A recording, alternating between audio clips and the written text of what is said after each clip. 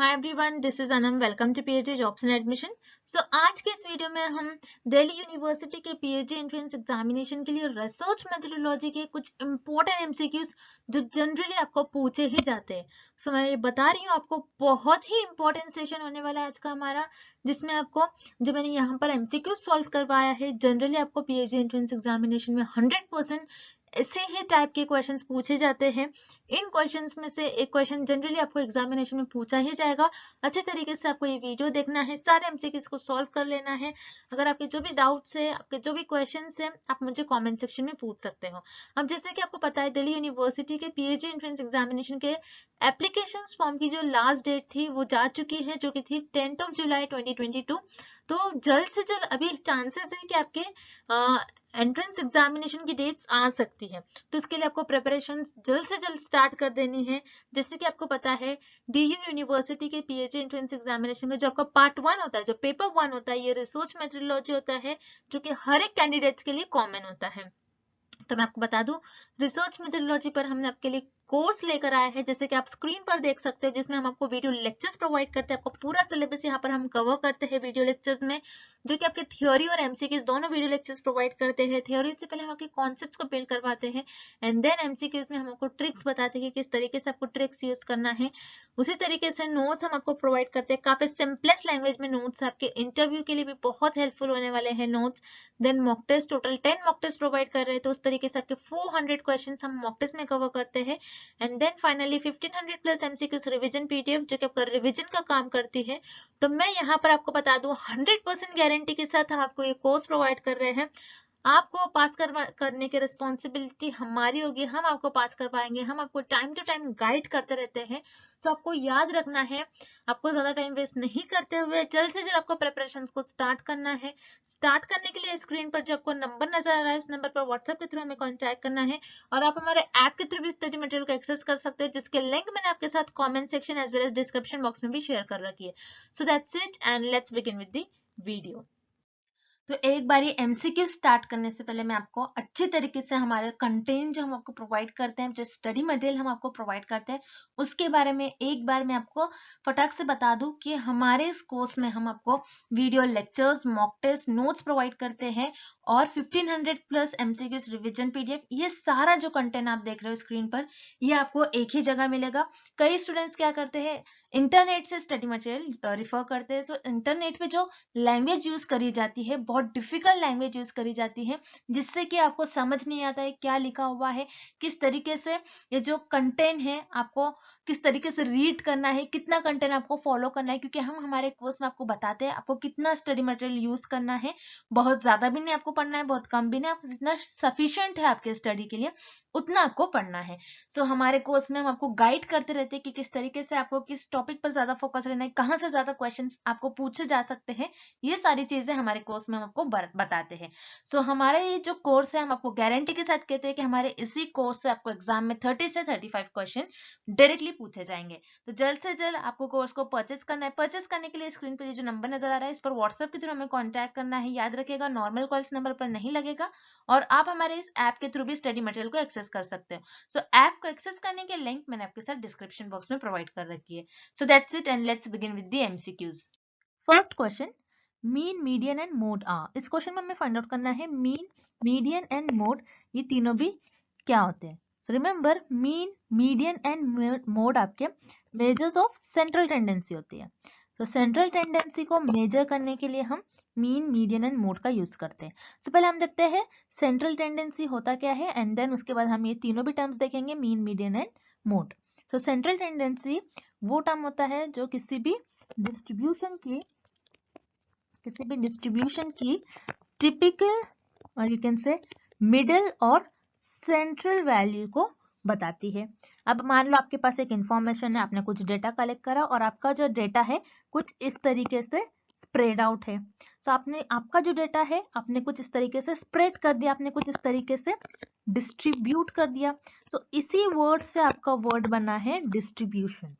Okay, तो आपके पास data है, आपने उस डेटा को कुछ इस तरीके से स्प्रेड आउट करा, और इस डेटा में जो मिडिल और जो सेंट्रल वैल्यू होंगी, ये हो जाएगी आपकी सेंट्रल टेंडेंसी।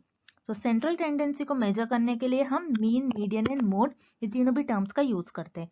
अब मीन क्या होता है? मीन जिसको हम ये भी कहते हैं कि एवरेज वैल्यू। अब मान लो मेरे पास कोई 3 वैल्यूज है x1, x2 एंड x3। अब मुझे इन वैल्यूज का मीन निकाला है, तो मैं कैसे निकालूंगी? x1 plus x2 plus x3, तीनों भी वैल्यूज को ऐड कर और जितने वैल्यूज है उससे मैं डिवाइड कर दूंगी। सो ये मेरी हो जाएगी मीन। अब मीडियन क्या होता है कि आपके पास जो भी डेटा है उसकी मिडिल वैल्यू। अब जैसे मेरे पास ये डेटा था x1 plus x2 plus x3, इस डेटा में मेरी मिडिल वैल्यू हो जाएंगी x2। अगर मैं लेफ्ट साइड से देखती हूँ तो मैं सेकंड नंबर पर जो वैल्यू आती है वो x2 आती है, और राइट साइड से भी जो मैं वैल्यू देखूंगी सेकंड नंबर पर मेरा x2 आएगा। सो इस डेटा में मेरी जो मिडिल वैल्यू होंगी वो होंगी x2। मीडियन क्या होता है? आपके डेटा की मिडिल वैल्यू को हम कहते हैं मीडियन। एंड मोड क्या होता है? आपके डेटा में एक ऐसी वैल्यू और एक ऐसी क्वांटिटी जो ज्यादा बार रिपीट हो रही है, जो सबसे ज्यादा बार रिपीट हो रही है। अब मान लो मेरे पास एक डेटा है x1 plus x1 x2 x2 x2 x3 x4। अब ये मेरे पास जो डेटा है इसमें एक ऐसी वैल्यू जो सबसे ज्यादा बार रिपीट हो रही है। तो सबसे ज्यादा बार कौन सी वैल्यू रिपीट हो रही है? x2 x2 एंड x2, ये मेरी 3 बार ये वैल्यू रिपीट हो रही है। तो इस केस में मेरी जो मोड की वैल्यू हो जाएंगी वो हो जाएगी x2।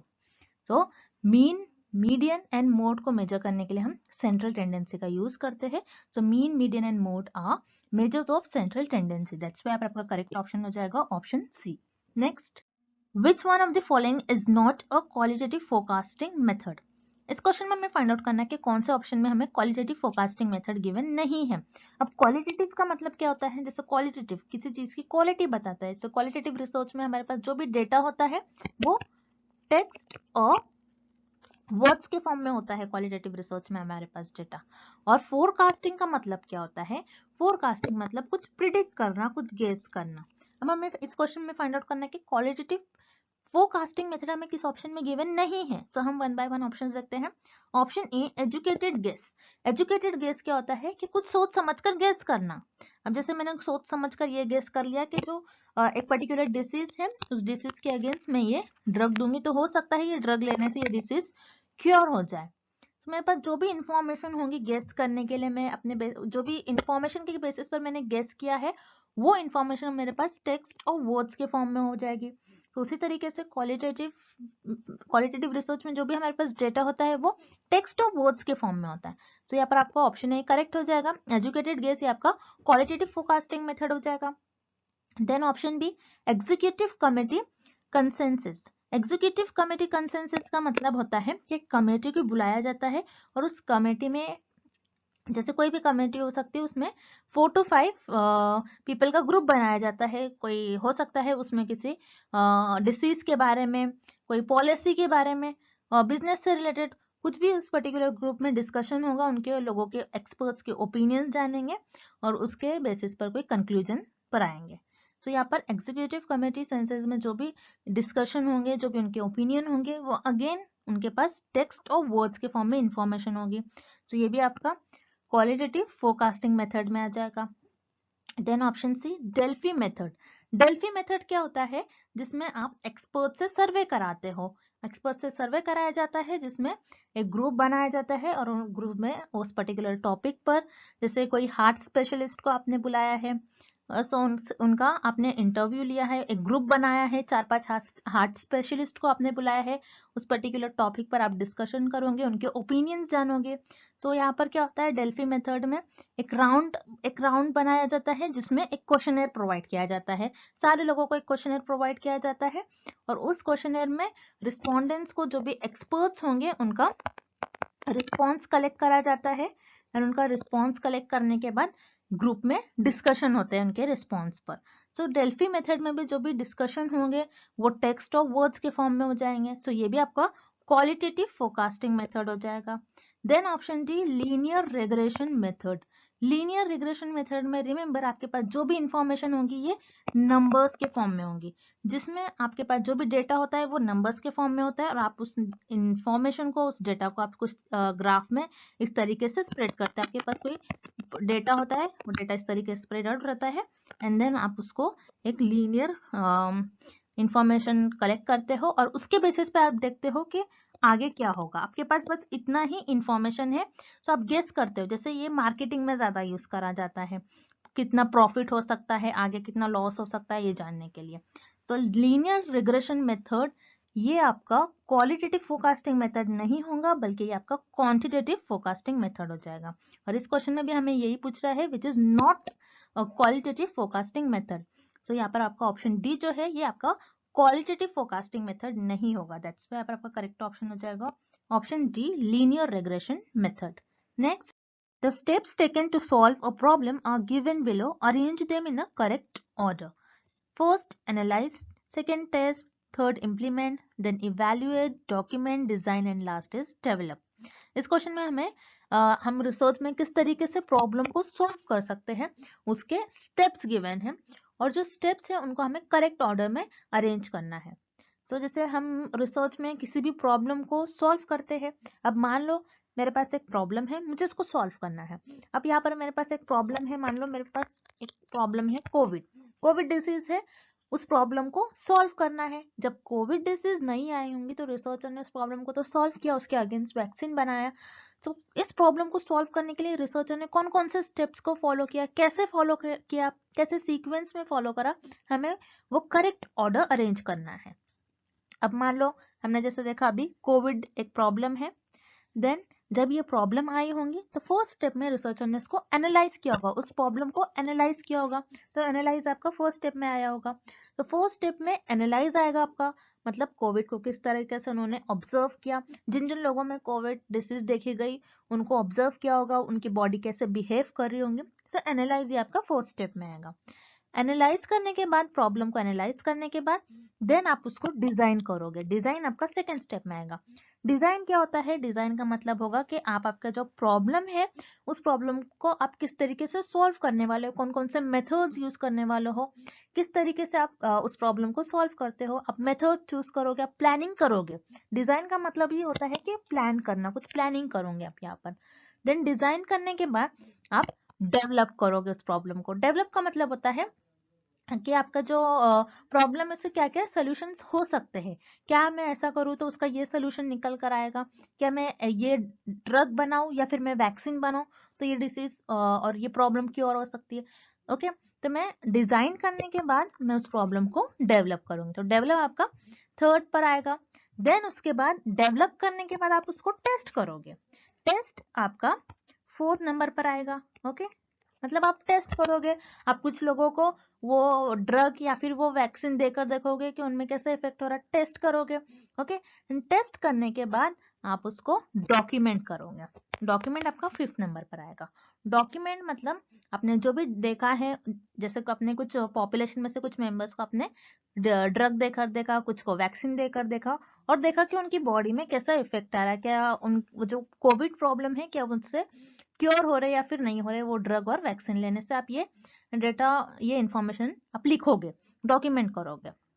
डॉक्यूमेंट करने के बाद उसके बाद आप उसको इम्प्लीमेंट करोगे। इम्प्लीमेंट का मतलब क्या होता है?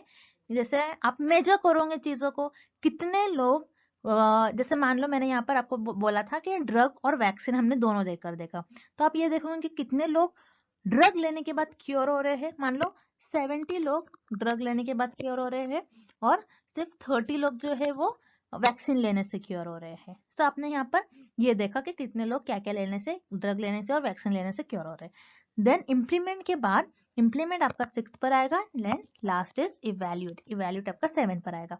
मतलब आप इवैल्यूएट कर दोगे कि यस, अगर कोविड की प्रॉब्लम है तो कोविड की प्रॉब्लम को सॉल्व करने के लिए जैसे वैक्सीन बनाया गया, वैक्सीन इफेक्टिव है या फिर ड्रग इफेक्टिव है, ये इवैल्यूएट कर जाएगा। तो इस तरीके से आप रिसर्च में किसी भी प्रॉब्लम को सॉल्व करते हो। सो करेक्ट सीक्वेंस आपको ऑप्शन ए में गिवन है, दैट्स व्हाई आपका करेक्ट ऑप्शन हो जाएगा option A. Next, the value of Karl Pearson's coefficient of correlation can not be. इस क्वेश्चन में हमें फाइंड आउट करना है कि कोरिलेशनल रिसर्च में एक कोएफिशिएंट होता है जिसे कहते हैं कार्ल पियर्सन्स कोएफिशिएंट। सो कार्ल पियर्सन्स कोएफिशिएंट की वैल्यू इन सारे ऑप्शन में से कौन सी वैल्यू नहीं हो सकती, यह हमें फाइंड आउट करना है। सो रिमेंबर, कोरिलेशनल रिसर्च में जो कोएफिशिएंट होता है जिसे हम कहते हैं कार्ल पियर्सन्स कोएफिशिएंट, सो कार्ल पियर्सन्स कोएफिशिएंट की वैल्यू -1 से +1 के बीच में लाई करती है।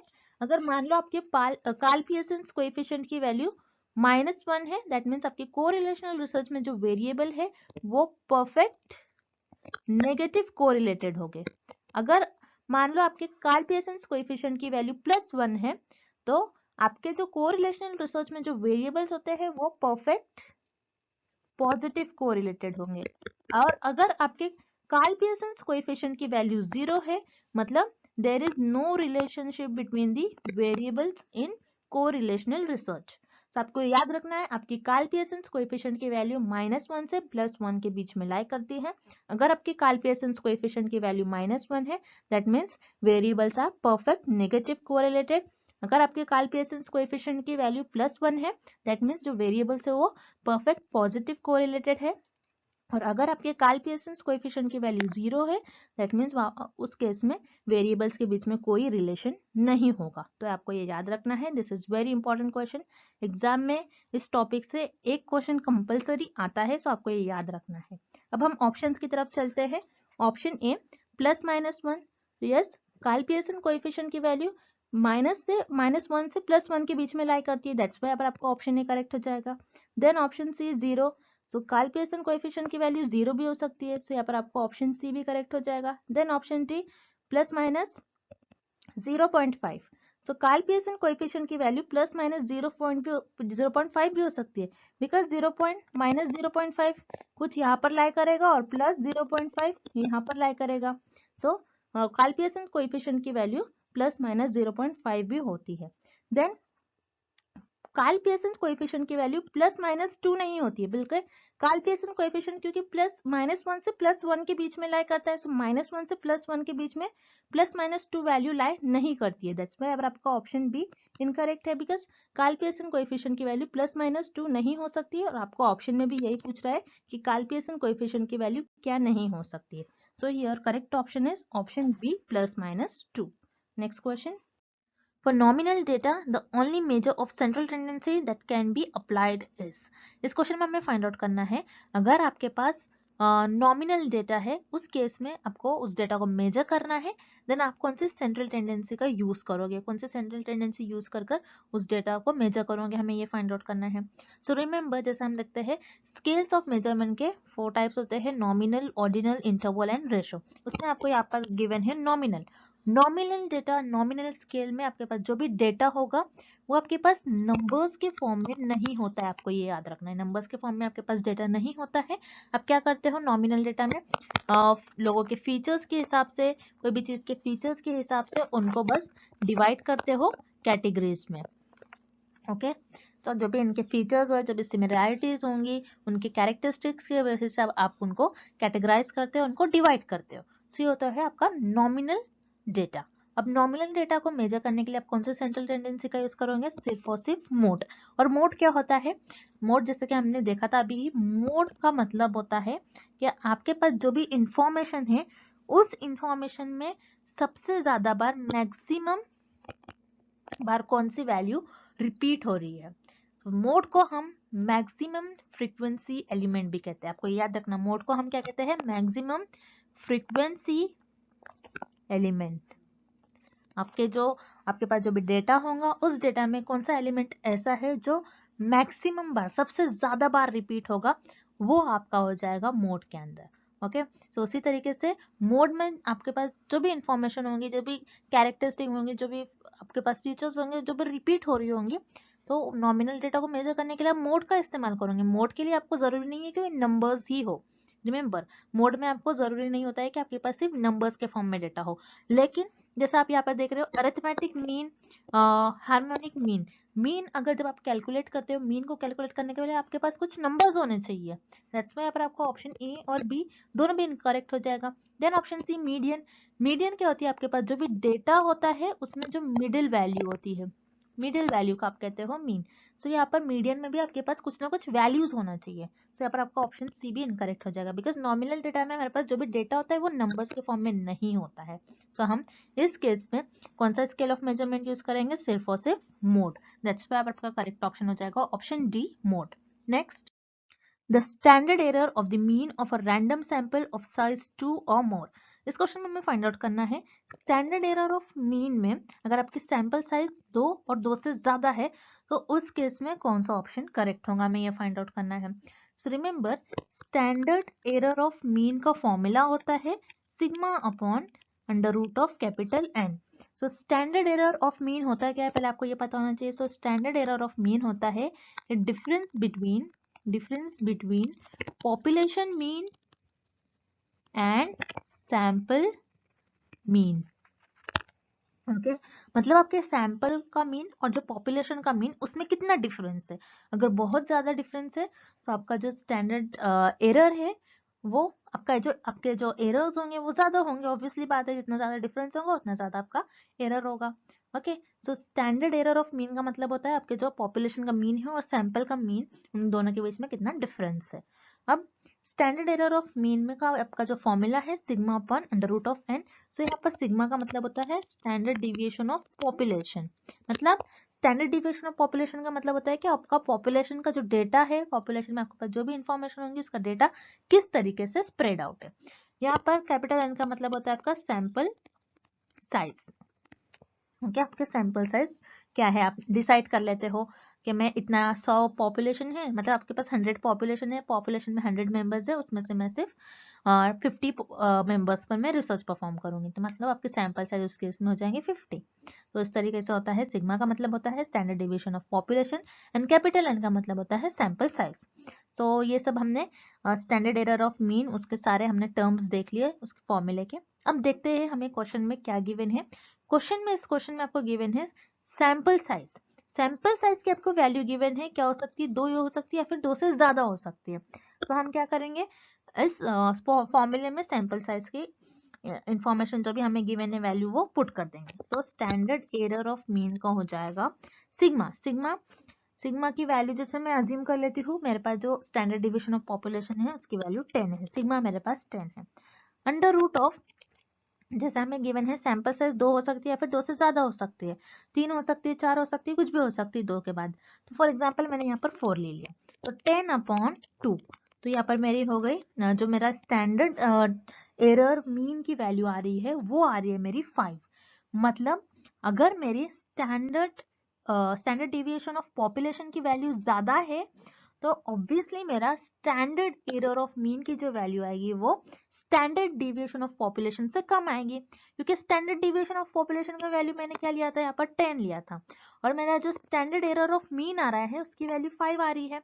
मतलब स्टैंडर्ड डिविएशन ऑफ पॉपुलेशन की वैल्यू आप जितनी ज्यादा लोगे उतना आपका स्टैंडर्ड एरर ऑफ मीन कम हो जाएगा। जितना ज्यादा जैसे मैंने यहाँ पर स्टैंडर्ड डेविएशन ऑफ पॉपुलेशन की वैल्यू ज्यादा ली थी और मेरा जो स्टैंडर्ड एरर ऑफ मीन आ रहा है वो स्टैंडर्ड डिविएशन ऑफ पॉपुलेशन से इसकी वैल्यू कम आ रही है। तो इस केस में कौन सा ऑप्शन करेक्ट हो जाएगा, यहाँ पर आपका ऑप्शन सी करेक्ट हो जाएगा। Is always lower than the population standard deviation. मतलब आपका जो पॉपुलेशन का स्टैंडर्ड डिविएशन की जो वैल्यू होगी वो स्टैंडर्ड एरर से ज्यादा होगी। तो यहाँ पर आपका ऑप्शन सी करेक्ट हो जाएगा। इज ऑलवेज लोअर देन दी आपकी जो स्टैंडर्ड एरर की वैल्यू है, स्टैंडर्ड एरर ऑफ मीन की वैल्यू ऑलवेज कम होगी स्टैंडर्ड डिविएशन ऑफ पॉपुलेशन से। तो यहाँ पर आपका ऑप्शन सी करेक्ट हो जाएगा। Next, arrange the steps given below in the proper order in the process of selection of samples. इस क्वेश्चन में हमें सैंपल को सिलेक्ट करने के कुछ स्टेप्स गिवन है और हमें उन्हें करेक्ट ऑर्डर में अरेंज करना है। अब सैंपल क्या होता है, जैसे आपको पता है पॉपुलेशन का सैंपल क्या होता है, पॉपुलेशन का सबसेट। मतलब पॉपुलेशन का जो कुछ पॉपुलेशन होती है आपका उसके कुछ पार्ट पर आप रिसर्च परफॉर्म करते हो, कुछ पार्ट लेते हो जो कि आपका सैंपल बन जाता है और उस पर आप रिसर्च परफॉर्म करते हो। तो सैंपल आपके पॉपुलेशन का सबसेट होता है। अब आप सैंपल को कैसे चूज करोगे, हमें स्टेप बाय स्टेप सैंपल्स को चूज करने के लिए आपको कुछ स्टेप्स परफॉर्म करने होते हैं और उन स्टेप में आप आपके सैंपल्स को चूज करते हो। तो सैंपल सेलेक्ट करने के लिए आपको फर्स्ट स्टेप में आपकी पॉपुलेशन को डिफाइन करना होता है। सो डिफाइनिंग द पॉपुलेशन आपका फर्स्ट स्टेप में आ जाएगा। अब पॉपुलेशन को कैसे डिफाइन करोगे, अब मान लो मैं ऐसी पॉपुलेशन चूज करूंगी जो स्मोकिंग करे, क्योंकि मुझे स्मोकर्स पर स्टडी करना है जो स्मोकिंग करते हैं। मुझे ये देखना है स्मोकिंग करने से ह्यूमन बॉडी में कैसा इफेक्ट होता है, क्या क्या क्या डिसीज हो सकती है जो लोग स्मोकिंग करते हैं। तो मैं कैसी पॉपुलेशन डिफाइन करूंगी, जो स्मोकिंग करते हैं उन्हीं लोग को चूज करूंगी अपने पॉपुलेशन में। सो आपने क्या किया, फर्स्ट स्टेप में आपकी पॉपुलेशन को डिफाइन कर दिया। देन सेकेंड स्टेप में आप सैम्पलिंग फ्रेम डेवलप करोगे। तो सैम्पलिंग फ्रेम आपका सेकेंड आ जाएगा। अब सैम्पलिंग फ्रेम क्या होती है, आपने पॉपुलेशन ले लिया एंड देन आप क्या करते हो, एक लिस्ट बनाते हो और लिस्ट में आपकी जो पॉपुलेशन में जो सारे मेंबर्स हैं उनकी इंफॉर्मेशन लिखते हो, उनका पर्टिकुलर आप नेम मेंशन करते हो, उनका इंफॉर्मेशन लिखते हो। तो ये होती है आपकी सैम्पलिंग फ्रेम। सैम्पलिंग फ्रेम एक लिस्ट होती है जिसमें आप आपके पॉपुलेशन के जो भी मेंबर्स हैं उनकी सारी इंफॉर्मेशन लिखते हो। देन सैम्पलिंग फ्रेम डेवलप करने के बाद उसके बाद आप सैंपल साइज सिलेक्ट करते हो। सो सैंपल साइज आपका थर्ड स्टेप में आ जाएगा, डिटरमाइनिंग द सैंपल साइज। अब सैंपल साइज क्या होता है कि आप कितने लोगों को सिलेक्ट करने वाले हो। अब मान लो आपकी जो पॉपुलेशन है उसमें 100 लोग हैं, टोटल 100 मेंबर्स है, और आप क्या करोगे, आपका जो सैंपल साइज होगा आपको करना है 50 लोगों पर रिसर्च, क्योंकि आप पूरी पॉपुलेशन पर रिसर्च नहीं कर सकते हो, इट इज वो टाइम टेकिंग प्रोसेस हो जाएगा। ओके तो आप क्या करते हो, पॉपुलेशन के कुछ ही पार्ट पर, मतलब कुछ ही लोगों पर रिसर्च करते हो। तो सैंपल साइज मतलब आप कितने लोगों पर रिसर्च करने वाले हो। तो थर्ड स्टेप में आपका हो जाएगा sample size. Sample size select करने के बाद आप उसके बाद आप सैम्पलिंग मेथड चूज करोगे कि किस मेथड से आप सैंपल परफॉर्म करोगे। जैसे अब मैंने सैंपल साइज सिलेक्ट कर लिया कि मैं 50 लोगों पर रिसर्च करूंगी। देन कौन से मेथड से, क्या मैं प्रोबेबिलिटी लूंगी या फिर नॉन प्रोबेबिलिटी, मतलब मैं रैंडमली सैंपल सिलेक्ट कर लूंगी या फिर अपने कन्वीनियंस और जजमेंट के बेसिस पर सैंपल्स को सिलेक्ट कर लूंगी। सो स्पेसिफाइंग सैम्पलिंग मेथड ये आपका फोर्थ पर आ जाएगा। एंड लास्ट आपका हो जाएगा सिलेक्टिंग सैंपल। देन आप सैंपल्स को सिलेक्ट कर सकते हो। सो ये हो जाएंगे आपके करेक्ट ऑर्डर सैंपल्स को सिलेक्ट करने के लिए। सो ये ऑर्डर आपको ऑप्शन सी में गिवन है, दैट्स व्हाई आपका करेक्ट ऑप्शन हो जाएगा option C. Next, if alpha is equals to 0.05 and beta is equals to 0.10, the power of that hypothesis test is। इस क्वेश्चन में हमें फाइंड आउट करना है कि अगर आपके अल्फा की वैल्यू 0.05 है एंड बीटा की वैल्यू 0.10 है, देन इस केस में आपकी पावर ऑफ हाइपोथेसिस टेस्ट की वैल्यू क्या होगी।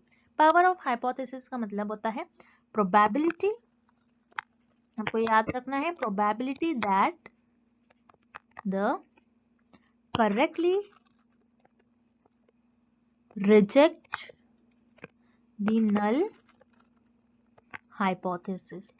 मतलब कितने परसेंट चांस है, कितने परसेंट प्रोबेबिलिटी मतलब चांस, कितने चांस होगा कि आप करेक्टली आपकी नल हाइपोथेसिस को रिजेक्ट कर रहे हो, करेक्ट वे से आप आपकी नल हाइपोथेसिस को रिजेक्ट कर रहे हो, ये कितने परसेंट चांस होगा, उसे हम कहते हैं पावर ऑफ हाइपोथेसिस टेस्ट। अब पावर ऑफ हाइपोथेसिस टेस्ट का फॉर्मूला होता है 1 माइनस बीटा। 1 माइनस बीटा की वैल्यू आपको गिवन है 0.10। सो 1 माइनस 0.10 होता है आपका 0.90। रिमेंबर इस क्वेश्चन में बस आपको कंफ्यूज करने के लिए अल्फा की वैल्यू गिवन है। ओके आपको कंफ्यूज नहीं होना है। पावर ऑफ हाइपोथेसिस टेस्ट का फॉर्मूला होता है 1 माइनस बीटा। सो 1 माइनस 0.10 अगर आप सब्स्टिट्यूट करते हो तो आपका आंसर हो जाएगा 0.90। तो आपका करेक्ट ऑप्शन हो जाएगा ऑप्शन बी 0.90। तो पावर ऑफ हाइपोथेसिस टेस्ट में एक बार फिर से रिपीट कर रही हूँ, क्या होता है कि कितने परसेंट चांस है कि आप आपके नल हाइपोथेसिस को करेक्ट वे से रिजेक्ट कर रहे हो। तो इस केस में आपका 90% ये चांस होगा कि आप आपके नल हाइपोथेसिस को करेक्ट वे से रिजेक्ट कर रहे हो। तो यहाँ पर आपका करेक्ट ऑप्शन हो जाएगा option B 0.90। Next, the formulated problem should have. इस क्वेश्चन में हमें फाइंड आउट करना है आपने आपकी जो रिसर्च में प्रॉब्लम फॉर्म करी होती है वो कैसे होनी चाहिए। सो वन बाय वन हम ऑप्शंस देखते हैं। पहले हम ऑप्शन डी देखेंगे, फैक्ट्स। फैक्ट्स क्या होता है, जो ऑलरेडी प्रूव्ड होता है, जैसे स्काई इज ब्लू और अर्थ राउंड है। सो ये सारे फैक्ट्स है। सो फैक्ट्स पर बेस आपकी प्रॉब्लम आपको फॉर्म नहीं करनी चाहिए। सो यहाँ पर आपका ऑप्शन डी इनकरेक्ट हो जाएगा। Then option C coherence. Coherence क्या होता है, जैसे हम आपका हो गया सिस्टमैटिक, कुछ स्ट्रक्चर होना चाहिए, कुछ स्टेप्स आपको प्रॉपर वे में करना चाहिए। तो ये तो हम रिसर्च में जब स्टडी करते हैं तब हमारी जो रिसर्च की स्टडी होती है वो सिस्टमैटिक होनी चाहिए, ना कि प्रॉब्लम। दैट्स वाई यहाँ पर आपका ऑप्शन सी भी इनकरेक्ट हो जाएगा। Then option B values. Values जो आपके आपने जो रिसर्च प्रॉब्लम और आपके जो प्रॉब्लम अपने रिसर्च में लिया है आप उसको फॉर्म कर रहे हो, क्या उसमें सिर्फ नंबर्स होने चाहिए? नहीं, बल्कि हर एक चीज हो सकती है। प्रॉब्लम तो कुछ भी हो सकती है, कोई डिसीज हो सकती है, कोई और प्रॉब्लम हो सकती है, बस वैल्यूज हो ऐसा जरूरी नहीं है। दैट्स वाई यहाँ पर आपका ऑप्शन बी इनकरेक्ट हो जाएगा। Then option A originality. So यहाँ पर आपका ऑप्शन ए करेक्ट हो जाएगा, बिकॉज आपने जो प्रॉब्लम ली है रिसर्च में, आप जिस टॉपिक पर रिसर्च कर रहे हो, आप जो भी प्रॉब्लम है, आपने जो भी प्रॉब्लम फॉर्म करी है वो ओरिजिनल होनी चाहिए।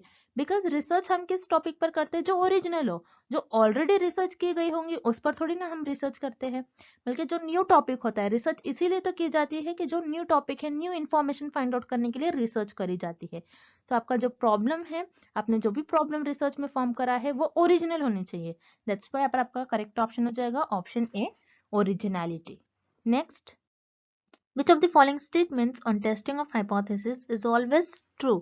इस क्वेश्चन में हमें हाइपोथेसिस टेस्टिंग से रिलेटेड कुछ स्टेटमेंट्स गिवन है और हमें फाइंड आउट करना है कि कौन सा स्टेटमेंट करेक्ट है और ट्रू है। अब हाइपोथेसिस टेस्टिंग में दो वेरिएबल्स होते हैं, एक होता है आपका पी वैल्यू, फर्स्ट होता है पी वैल्यू एंड सेकेंड होता है अल्फा वैल्यू। अब पी वैल्यू क्या होता है, जिसको हम कहते हैं एरर्स। मतलब कि अगर आपने कोई टेस्ट कर रहे हैं, कुछ एक्सपेरिमेंट कर रहे हैं, एक्सपेरिमेंट के बाद आपके कितने एरर्स आ रहे हैं, सो वो हो जाएगा आपका पी वैल्यू में। और अल्फा वैल्यू जिसको हम कहते हैं significance level. Okay, significance level. Significance level क्या होता है कि आप आपके जो एक्सपेरिमेंट है और टेस्ट में आप अपना कितने परसेंट आपने एरर को अलाउ करा है, कितना आपने एरर अलाउ करा है, कितने परसेंट हो सकता है, कितने परसेंट एरर मैं अलाउ कर दूंगी, इतने परसेंट आप पहले से ये कर देते हो कि मैं इतने परसेंट अपने एक्सपेरिमेंट में, टेस्ट में एरर्स अलाउ करूंगी। सो वो आपका आ जाएगा अल्फा वैल्यू में, जिसे हम कहते हैं सिग्निफिकेंस लेवल। अब आपको दो स्टेटमेंट्स याद रखने हैं।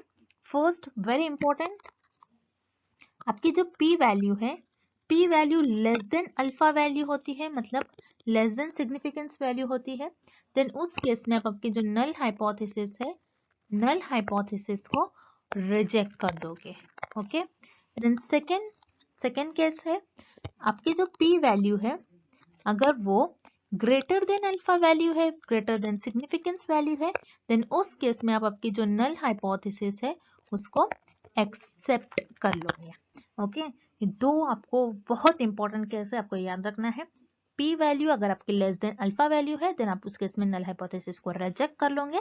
पी वैल्यू अगर ग्रेटर देन अल्फा वैल्यू है, देन उस केस में आप आपकी नल हाइपोथेसिस को एक्सेप्ट कर लोगे। अब हम ऑप्शंस की तरफ चलते हैं। ऑप्शन ए आपको गिवन है when the null hypothesis is rejected at 5%। तो ऑप्शन ए का फर्स्ट पार्ट क्या गिवन है आपको, क्या अगर आपने आपकी नल हाइपोथेसिस को 5% पर रिजेक्ट कर लिया। ओके, मतलब इस केस में आपकी जो पी वैल्यू है, पी वैल्यू लेस देन 0.05 है। 5% का मतलब क्या होता है, 5/100। 5/100 अगर आप करते हो तो हो जाएगा आपकी 0.05। ओके, अपने नल हाइपोथेसिस में आपका जो सिग्निफिकेंस वैल्यू है वो आपने डिसाइड कर लिया कि 5% हो सकता है कि नल हाइपोथेसिस को मैं एरर अलाउ करा आपने। ओके, तो 0.05 आपका क्या हो जाएगी, आपकी अल्फा वैल्यू।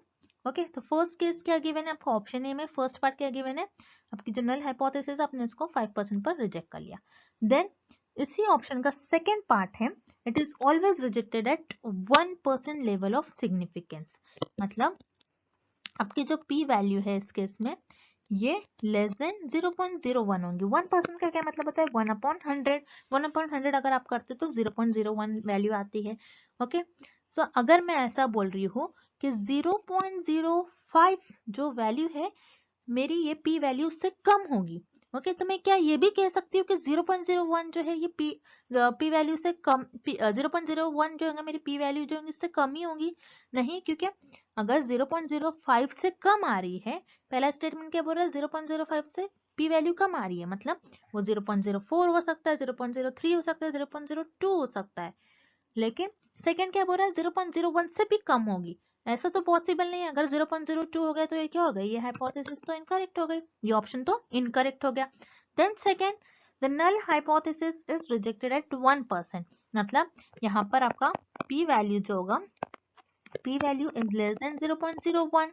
0.01 पे आपका जो अपने एरर, ये अल्फा वैल्यू है, ओके, आपने ये एरर अलाउ करा है 0.01 पे, तो यहाँ पर 0.01 से आपकी p वैल्यू कम होगी। ये आपका फर्स्ट पार्ट में गिवन है ऑप्शन बी का। देन सेकेंड पार्ट क्या गिवन है, it is also rejected 5% of level of significance. मतलब ये अगर p वैल्यू भी आपकी क्या हो जाएंगे इस केस में लेस देन 0.05। अगर ये आपका जो फर्स्ट स्टेटमेंट बोल रहा है 0.01 से आपकी पी वैल्यू कम है, देन ऑब्वियसली 0.05 से भी कम ही होगी।